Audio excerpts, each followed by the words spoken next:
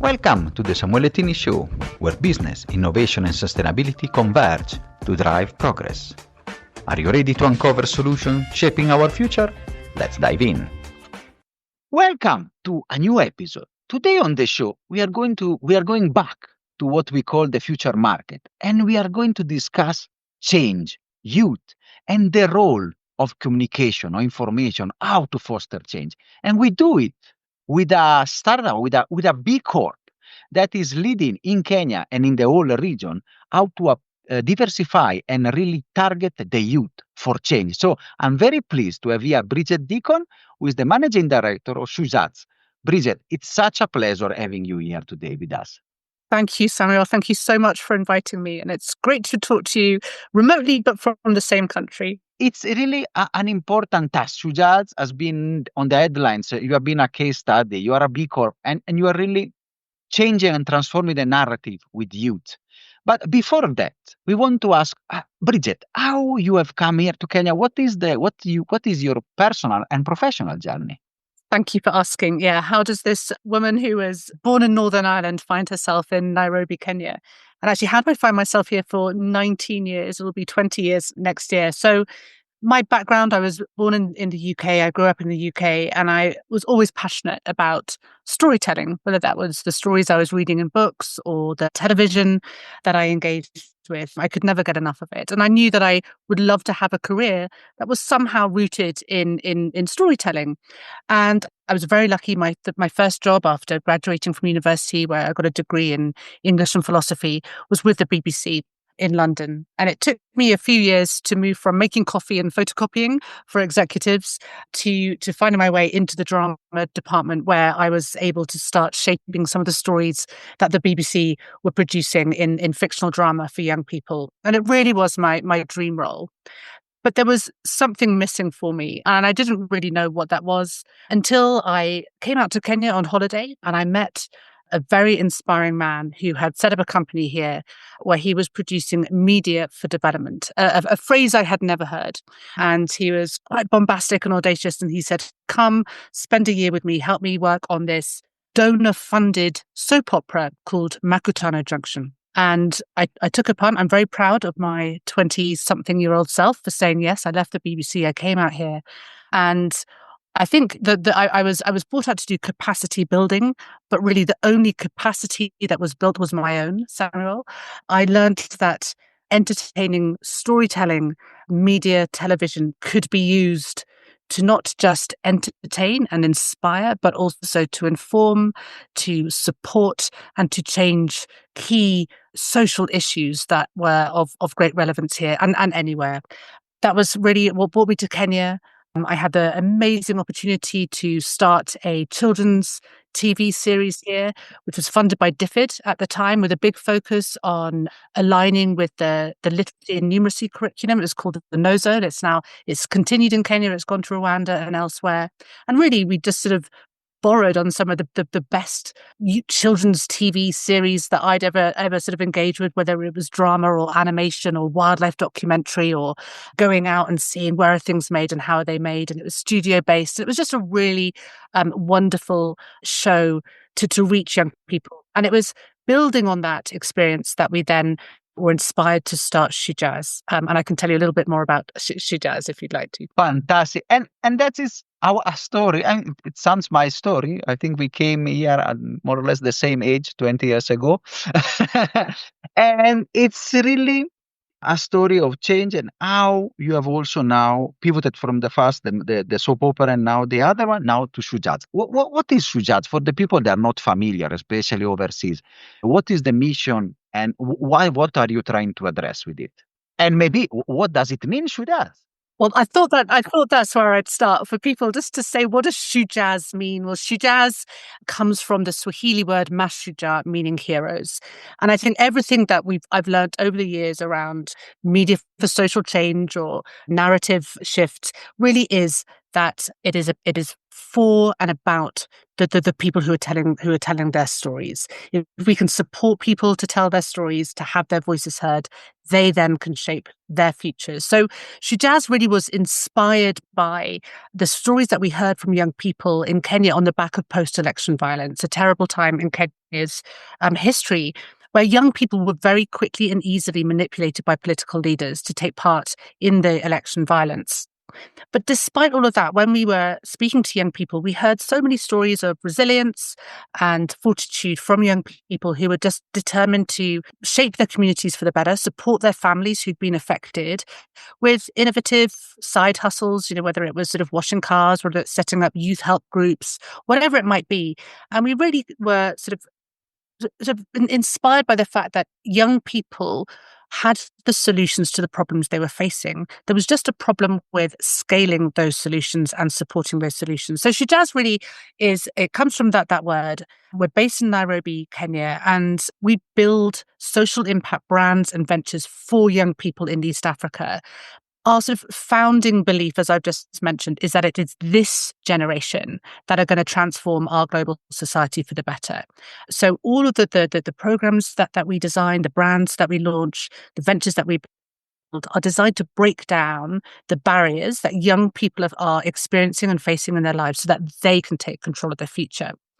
Our first brand, our first venture was Shujaz, which is where our namesake came from. We started it in 2009, and it's now one of the world's sort of leading media for social change programs. We reach up to 70% of 15 to 24-year-olds. That's our target audience in Kenya, with authentic, trusted, barrier-breaking media.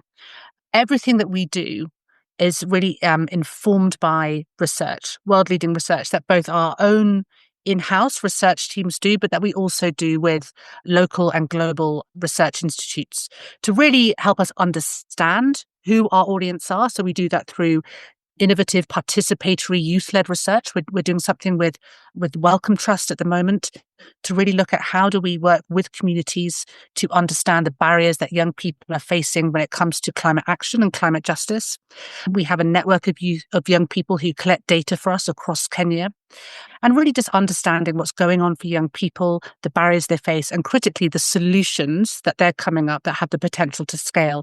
And then we embed all of those narratives, those stories in multiple different media touch points. We've won 2 international Emmy Awards for storytelling, which is a source of enormous pride. And we have a team of young East African creatives, researchers, and strategists who really for now almost 15 years have been working alongside young people. And I think, Samuel, that's really key to how we work, is that we're working for but with young people. Make this authentic and engaging and trusted and data-informed media that reflects the reality of youth culture, critically without filter or judgment. And I can tell you a little bit more about the types of media we make, but I think maybe that's In fact, no, it's really engaging. And I was, as you say, wow, I mean, astonished by the incredible success. And it's such an important topic, especially for countries like Kenya and all the country that surrounds us, because the pyramids, it's so wide, the base, the young people are there. This is the future. We call it in the pod the future market. So please, can you share which brands and how you foster, and how also you multi-channel, because we know younger people, the Gen Z and others, they go past the traditional medias, and how you also reach them. So we're informed by a value that actually was inspired by an event that our chairman went to with EA Games in Helsinki, of all things. They were listening to a story told by the EA Games CEO around how there was a period in their history where they were really struggling to get people to play their games. And what they realized was they hadn't actually sat with their target audience, game players, to get their feedback. And from that, EA Games formed a value called Player First. This really spoke to us about how do we ensure that the media we make where we take it, how we distribute that media, really finding the target audience. So when we started Shujaz, we told the stories of our 4 fictional heroes who represent the key demographic groups of young people who we seek to reach in comic books and on radio. Those were the 2 platforms that we really knew at the time were best able to reach young people at scale. And that's always been a way that we've sought to work, Samuel, is at massive scale, because we believe that if we want to really have an impact on attitudes and behaviors and norms at scale and see real change, we need to be doing it at massive scale and sustained over time. So those were the main media channels, but we just watched, where did young people go? We were thrown on our first day, the day that the first comic went out. We distributed it in the Nation newspaper, a national newspaper here in Kenya, and through Safaricom's M-Pesa distribution network. So we were able to get these 500,000 comic books that we printed every month out into the hands of the community. And you're sort of legally bound in Kenya to include the address and the phone number of the organization who's printing this. So it was in tiny print on the back of the comic. And when we came in to work on the Monday after the first comic had gone out, our little Nokia phone, we are talking 15 years ago, was just basically smoke was coming out of it. And we realized that hundreds and thousands of young people who'd read this comic book wanted to discuss it. They wanted the characters' numbers. Maria Kim, who's she's a 17-year-old girl who lives in an informal settlement in Nairobi. She's quite good looking. We had comments from people saying, "Hi, can I get Maria Kim's number? I want to share an idea with DJB. I want to tell him," he was our main character, "I want to tell him how I'm making money. I want more information about how this chicken hustle works." And we immediately realized that a core part of our model needed to be a platform where young people could share their ideas and we could engage in conversation about what was coming up. And so we set up an SMS platform, and then of course social media came, and we have Facebook and Instagram and now TikTok. We have an AI-enabled chatbot. But critically, we also wanted to be on the ground.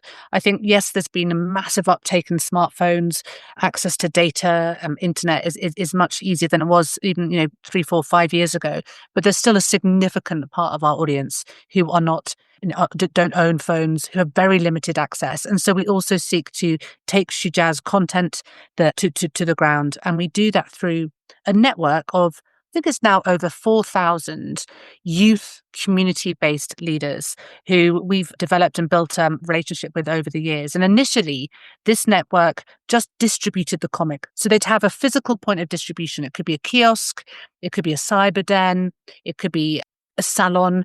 And they'd say, "Look, we want to be part of Shujaz. Can we distribute the comic?" And it was a value exchange. They'd have something that would bring their customers to them, and it was to build their social capital. They'd have every month the G4S delivery van arriving, and they had things to give out. And increasingly, particularly actually it was around COVID, Samuel, when we as an organization were unable to go and create content, we couldn't do our research, that we had to call up this network of young people and say, "Can you help us? We need video content, we need data."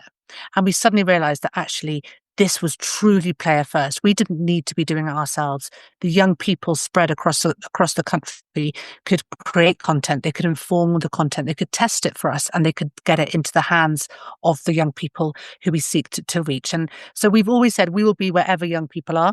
We try and ensure that there's a constellation of touch points to reach people where they are. But also that's core to our theory of change, Samuel, because some of the messages that we are surfacing in the stories, are quite, sometimes hard to swallow. If you want to talk to young people about taking control of your reproductive health, there's a lot of resistance, and for very good reason as well.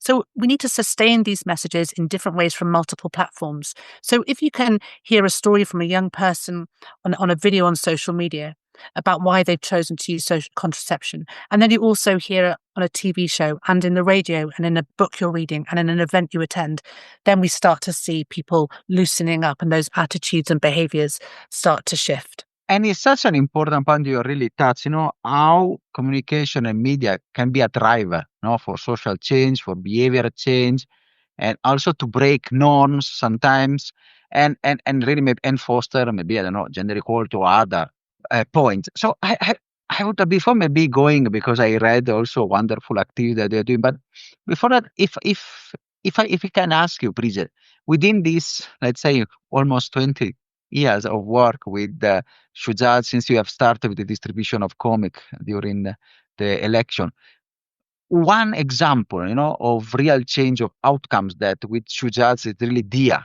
to your art and that you have seen the impact of your work in the real world? Samuel, this was such a difficult question because we are privileged to really receive feedback daily from our audience on how Shujaz is impacting their lives, either through social media messages or on SMS or on the chatbot. I think one of the stories that I always that there are two. I'm going to tell two, if that's okay. I don't know if we have time, but I'm going to tell two. One was actually during the elections 8 years ago. And we were aware that a lot of people who were investing in governance and democracy at that time were really concerned about the coastal area of Kenya, and that they were not feeling part of the broader democracy process. And we were particularly seeing this amongst young people. So we created a story. One of our four central characters, Malkia, lives at the coast. So we created a story about Malkia and young people in the area and how engaging in these processes of democracy was actually helpful to their day-to-day lives. And we distributed this comic as ever. We were printing at that time, I think, around 700,000 every month. But this particular comic would go out across the coastal region and the rest of Kenya. And we received a message from a young guy on Facebook who said, here's a guy who, I'm translating, but he said, here's a guy who thought there was no more hope, that I had given up. And then along comes this story in Shujaz, and I realized that hope is still there, that I mustn't give up, and that I need to take part. And we were just blown away by this message. It was, better than we could have ever dreamed. And so our team, through the voice of our character, followed up with him on the DMs on Facebook. And he, chatting about his life and what he does and how he makes money. And he was making money by, growing and selling marijuana. Now, we could sit and stand in judgment and say, oh no, this is terrible. But we thought, who else is talking to this guy? Who else is talking to this 22-year-old guy on the coast who doesn't really have a job, who feels that he's unseen, unheard, unrepresented, who's having to make a hustle through, selling weed? And it was just such a powerful moment for us when we thought, yes, this is important work. This is important. We need to keep telling the stories of those who are unseen, unheard, unrepresented. And just seeing yourself in a story is powerful enough to unlock change. So that's one that I always think about. And then another one, a more recent one. We do a lot of work supporting young people to sort of thrive in the informal sector. Only 10% of young Kenyans who enter the job market every year are going to find a job in the formal sector. And there's very little support for young people in really navigating the informal sector. And so we were telling a series of stories with our characters in the comic book, on TV, online, around how to navigate the informal sector. And we kept getting feedback from our audience, wanting more tips and resources and ideas. And so we created a game. We called it Hella Hella, which sort of means money in slang. And we modeled our characters playing this game. It was very similar to Monopoly, where you get tips. There could be, oh no, you forgot to pay tax, or you've got to pay a bribe here, or that will accelerate. You've just got some birthday money, whatever. That idea. And so we modeled our fictional characters, playing the game. And then we printed the game in the centerfold of the comic book with the rules of how to play it. And we distributed our 750,000 comics that month. And as ever, we got a message back. We got an SMS back from a lady, a young lady, 21-year-old lady called Winnie, who had recently moved to Nairobi looking to make money. And she'd read the comic and she'd played the game and she'd learnt about value addition. Now, before she'd played the game, she was making money by selling a tray of boiled eggs to construction workers. And this was how, this was giving her just enough money to get by.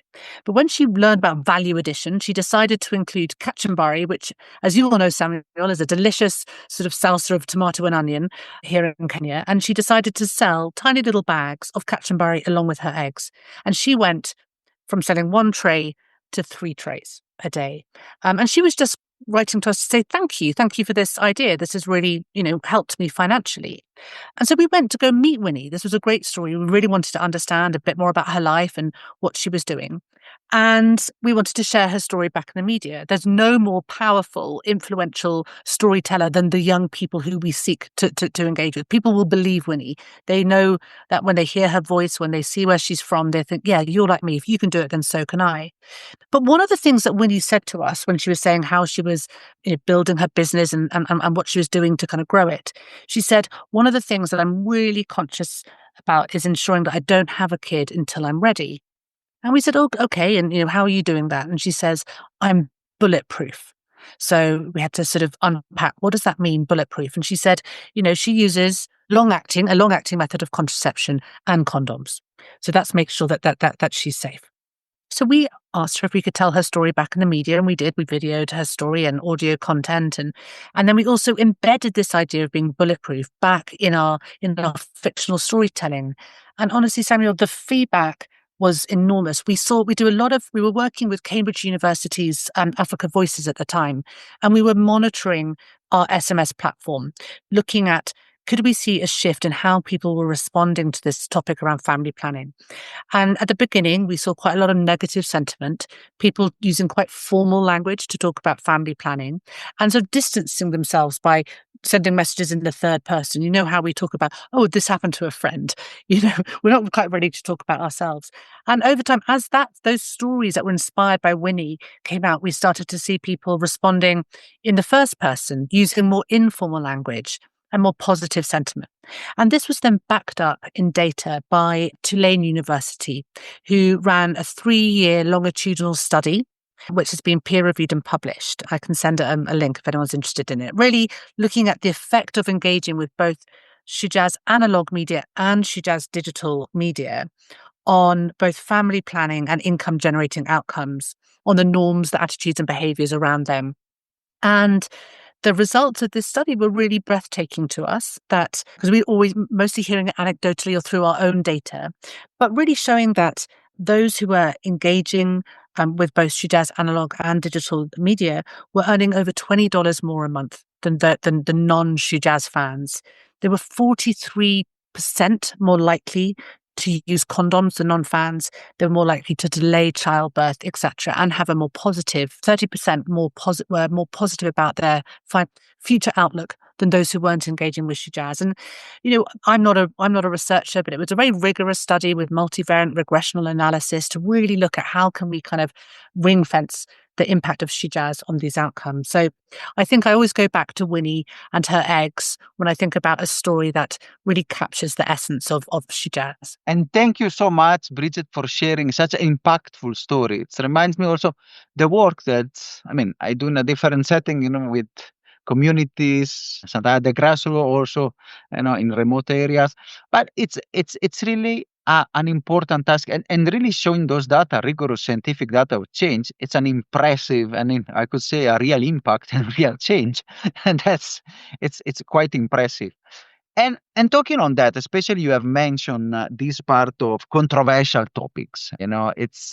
It is not just only the straightforward communicate, but you also, especially talking with youth, there are what we can say behavior on gender norms, behavior on sexual reproductive health, and we know it in many communities there is a lot of incident about the genital mutilation for girls. There is the gender-based violence, and there are also different sentiments on those issues. So I have read about 2 initiatives that we have done. One is the Surround Sound Kenya, that really you want to challenge a bit these gender norms, and another one with a chat box, so a bit more even innovative, and now using technology, especially targeting reproductive health. That is such a controversial topic in Kenya. So my question here is, how should that really confront, you talked about, but I want to be deeper, how you really tackle these controversial topics, and how, you also foster the needed change, and also how the youth can express themselves rather than, being suppressed, by maybe tradition or the older generation. That is sometimes the fight. Well, Samuel, it's a big question. And, I think it's one that people are grappling with the world over. How do we create lasting change, on negative social norms, gender norms that are holding, people back. And I think just, certainly as an outsider in Kenya, we don't have an agenda to sort of change culture.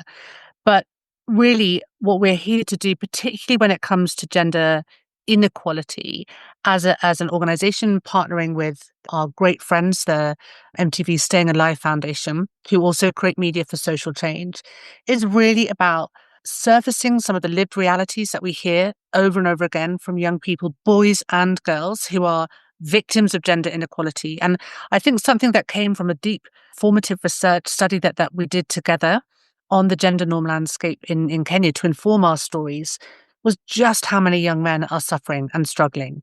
This enormous pressure that young men are feeling to be financial providers for their families and for their girlfriends, but in an economy where there just isn't enough money, where they're not supported to open up and share, where vulnerability is not accepted. And actually also, without a doubt, the biggest victims of violence, both at schools and amongst their peer groups. Now, this is not to say that, girls and women are not suffering terribly from gender-based violence as well, but just the importance, and this is where storytelling is so powerful, that and mass media is so powerful, is that we're able to create tailored campaigns and messages and stories for boys and for girls, from rural and from urban audiences. And really what we're trying to do is, first and foremost, say, we see you. We see the challenges you'll face. We understand it. You are not alone. Shame is such an inhibitor, a disenabler of change. And if you think you're the only person who is perhaps experiencing gender-based violence, perhaps who has had an unplanned pregnancy, perhaps who's engaging in transactional sex because it's the only way you can get money, who is engaging in crime, that shame can hold you back. So first and foremost, we seek to create media and tell stories that say, we see you, without filter, without judgment. That in itself is so powerful.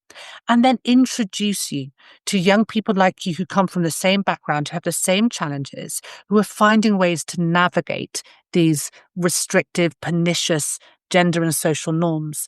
Now, we're not making those stories up. We go out and listen and hear. And when we can introduce you to young people who are finding a way to challenge it, it shifts that mindset to, well, if they can, so can I. This is very powerful.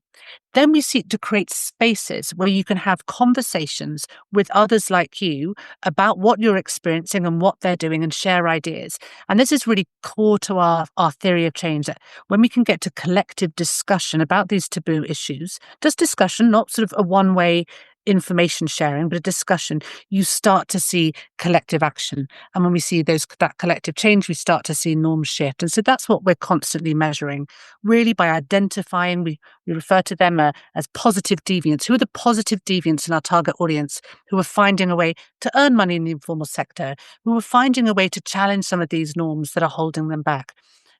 I know that we share a real interest in the agriculture sector, Samuel, and how can we amplify and surface those stories of young people who are earning money in the agriculture sector, who are feeling good about it, who are able to achieve some of their goals through it. Just those stories in and of themselves, if they're authentic, if they're entertaining, not preachy and finger waggy and you must do this, no, but entertaining, emotionally resonant, relevant, authentic, we start to see people wanting to engage and to change on their own motivation, not because what they're being told to.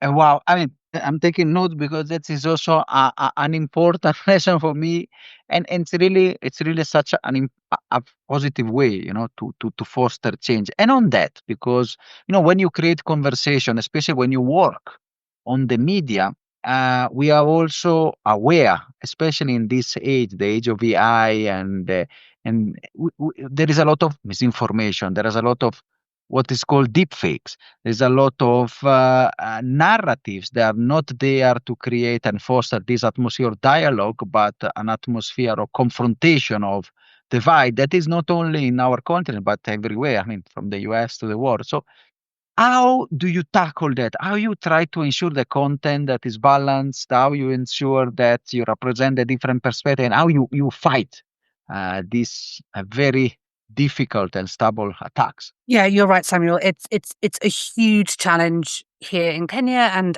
globally. I think at Shujaz we believe the best defense against misinformation and disinformation is trust. One of our, I think our greatest strengths as Shujaz is a long established, a well-known brand. People associate Shujaz with truth, with relevant information, with information they can trust.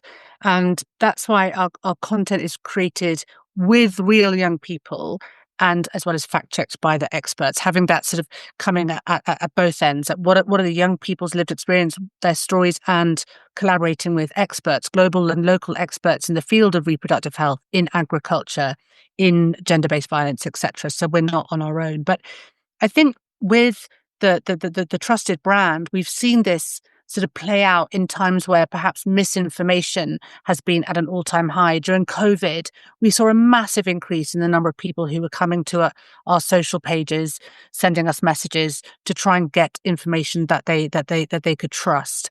Again, during the recent Gen Z protests in Kenya, again, when there was just so much noise, we see people coming to Shujaz, they trust it. And therefore, protecting our brand is of greatest importance. I think also doing that with a peer-led model, we actually see that young people correct each other in the conversations online. So you might have someone who comes in and spouts or shares some misinformation. You'll very quickly see young people joining that conversation, adding their voice to that to say, well, hang on, that wasn't true for me. What do you think? That's not my experience. And it's really excellent when you know that you've got a space where young people themselves will autocorrect. But it's not just about getting the facts right for us. I think it's about consistently being real, representative, and responsive. We've collaborated with great organizations in the past. That there's a great organization called Code for Africa who are able to collect data at massive scale from social media and start to identify the trends, be able to identify misinformation and how it's spreading. We were able to collaborate with them on doing some training for these super fans I mentioned, our grassroots leaders, actually training them how do you identify misinformation, how do you ensure that you're not spreading it, how do you challenge it, how do you report it. And so collaboration for us in this space, we certainly don't have the answers. Working with experts in this space, sharing what we're seeing and checking with each other is really probably our greatest strength. But again, I think we are not here to share information as such, but to surface the stories of others, and they are the most trusted purveyors of information. And what really I also struck me is that, of course, also the antibodies come from within. So the young people already, they can smoke out, identify, and really discussing within themselves already because they've been trained on critical thinking and other through your lengthy work. That, of course, now they are also equipped, to defend themselves better rather than just passive consumers of content. So that is an important part. And you have said brand. You are also an entrepreneur. And in what we call in the podcast, we have done some series in the past about the future market or what is maybe about non-emerging markets. So how, and you're also a B Corp. And you know that for us, especially at the show, we have interviewed many B Corps around the world. And it's always a pleasure to see B Corp, a different way to do business, not to put together profit, planet, and people.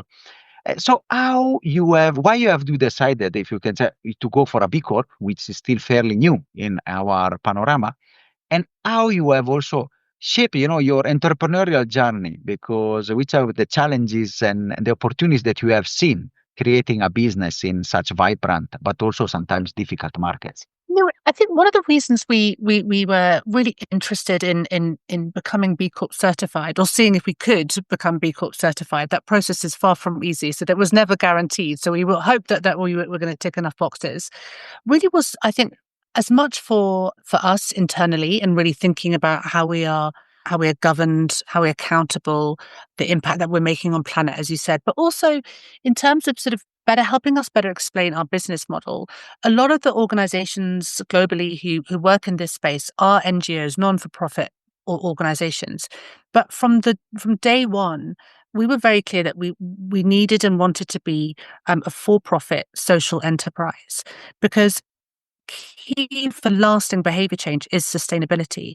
And if we were dependent only on stop-start grants, we couldn't see how we could be, continue to evolve. But we also felt that, this was, we wanted to make a sort of a social contract with our audience that we would be there for them. So we've always had a profit margin that we reinvest in the business for innovation, and from that we've spun out different ventures that deliver our mission to to break down barriers for young people, but also for business continuity when funding is hasn't come in to be fully funded. And I think by becoming B Corp certified showed externally that we weren't a not-for-profit NGO, that we were intentionally and proudly a social enterprise. So it really helped us sort of think about who we were and the story that we told. But without a doubt, the process and then the feedback that we got from the B Corp team has helped us introduce stronger accountability systems, better policies. But one of the things that there was always a tension zone was because the social mission was so deeply rooted in everything that we did, was to sort of say, actually, it's less about that as part of our B Corp experience and more about actually becoming an efficient and impactful business. So it's helped us really grow with purpose. And it's a consistent story, It's just a way to signal also to people that, of course, you have the profit side that is very important, but you also have, a system that is not the traditional way to do business, but is let's say, a better business. And I want to go a bit higher now. Let's take an higher view. You are from your observatory point, you have now the pulse, more or less, I would say, of the younger generation. You have done with the Young in Kenya initiative a lot of surveys, and I think you are one of the best persons here in the country to understand the trends or the insights to spot how the younger generation are changing, which are their own aspiration, and how also this could shape and go the society and the evolution of society in Kenya, but I would say also around the East Africa area. Which are your view on that? If you can share.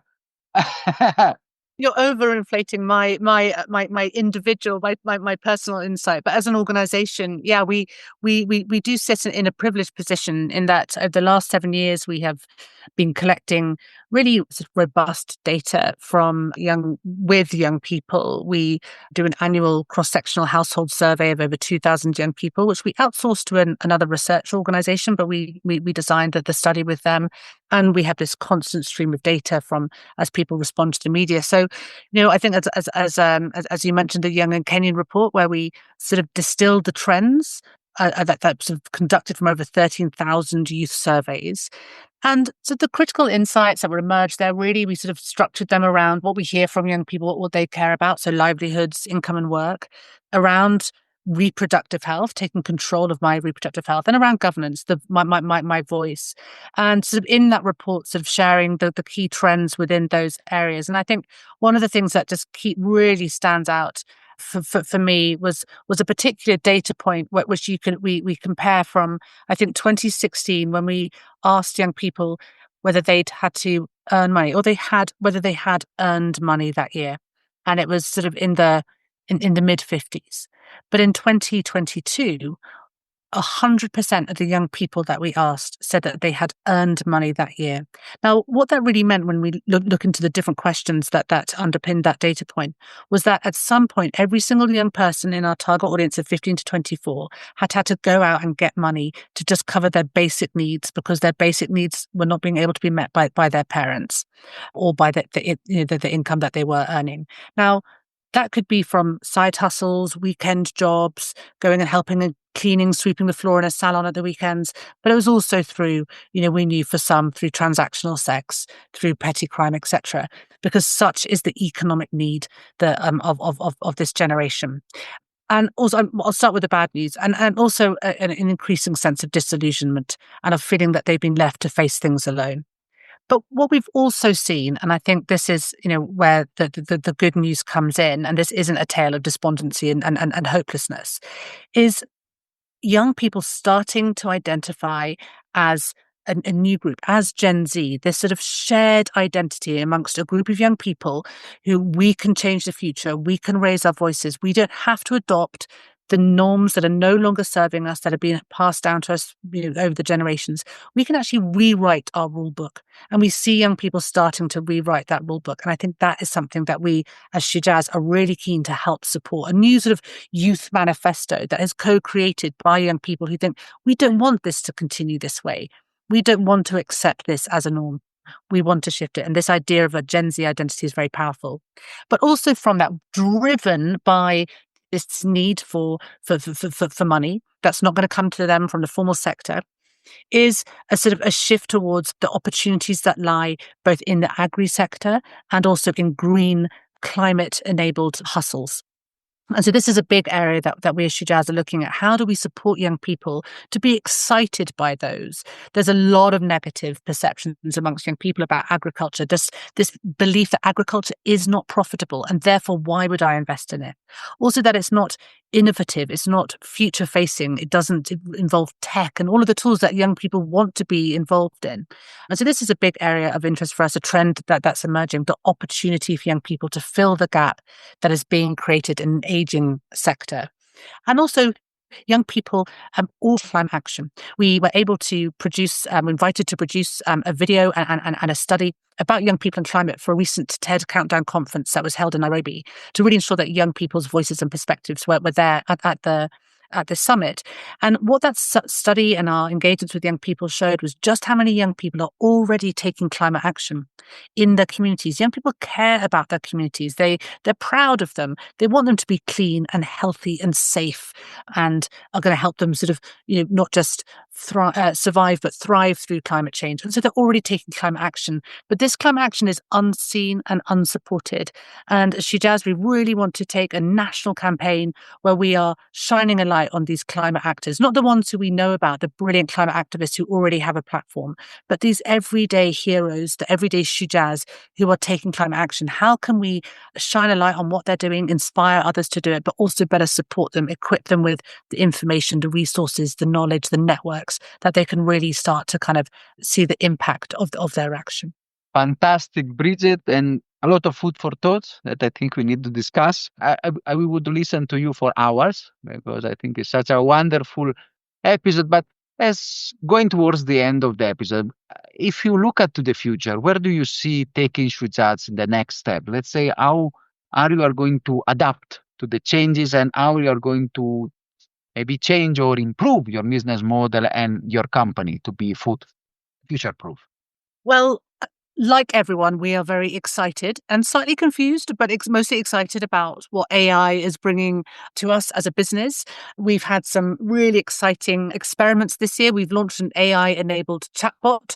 We've been able to do things with this chatbot that we thought we would have to, a year ago, build a massive tech team and invest in a tech architecture. But we've been able, with the support of a great organization called Tech for Dev, to launch this chatbot, which is giving us incredible real-time data and insights, but also allowing us to respond to young people's questions at a speed and scale that we've never been able to be done before. So that's been a really exciting way. We're now looking at how do we create new creative formats, new stories with an AI-enabled storytelling tool to help young people write their own stories, to animate some of the illustrations that we've been creating over the last 10, 15 years. And also looking at how AI can help us be more efficient and also to scale Shijaz. Now, Shijaz, we've been in Kenya and in Tanzania over the last 15 years, but, scaling what we do has felt very unwieldy. It's quite a big, expensive, program, and that's how we get the great results that we do. But by able to sort of really kind of mapping and codifying what we've learned over the 10 years into a set of scalable, shareable toolkits with others in the SBCC or Media for Social Impact or youth organizations globally is something that we're really investing in now to sort of say, well, we've learned this with the support of amazing funders and investors and partners. How can we maybe share what we've learned with you so that you can do this and not make all of the mistakes that we've made over the years? So using AI to help us be more creative, more innovative, more efficient, sharing what we've done through toolkits, And thirdly, devolving more of what we do to the young people we seek to serve, trusting them to be able to do the formative research, the data collection, the content creation, because we really believe that proximity and trust is what's going to get us the greatest impact. So I'd say those three areas are what we're most excited about right now.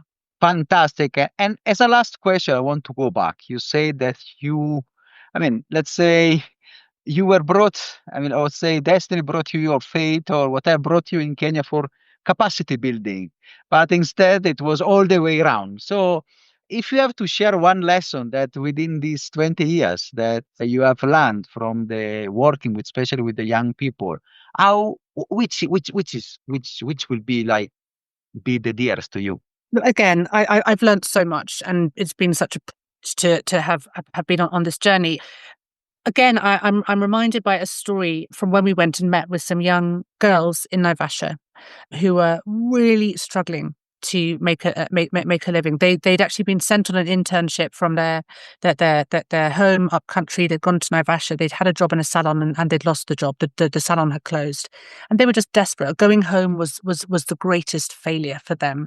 So, obviously we wanted to help, and so our team said, "Well, have you thought about trying to get a job in the flower farms?" And they didn't. They said, "Look, we see so many people really suffering with their health as a result of the chemicals."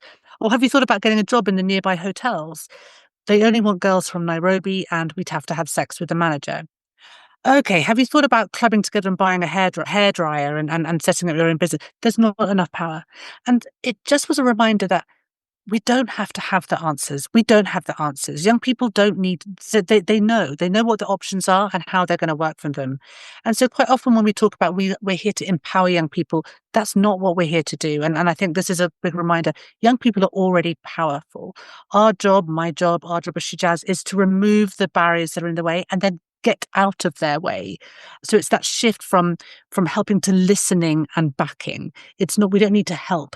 And I think this has really sort of transformed how I try to lead. And it showed me really that the most sort of radical and innovative ideas often will come from the edges, will come from the people we seek to serve and not from what we think we know. And I think, that's probably one of the best lessons that I've learned along the way. Thank you so much, Bridget. It has been an honor and pleasure. Thank you for sharing your wisdom. It's a wonderful episode. I'm humbled to have you as a guest. Thank you so much. Samuel, thank you. It's been an honor and a privilege as well. Thank you so much. Are you satisfied after this wonderful episode? Let's continue together our sustainability journey.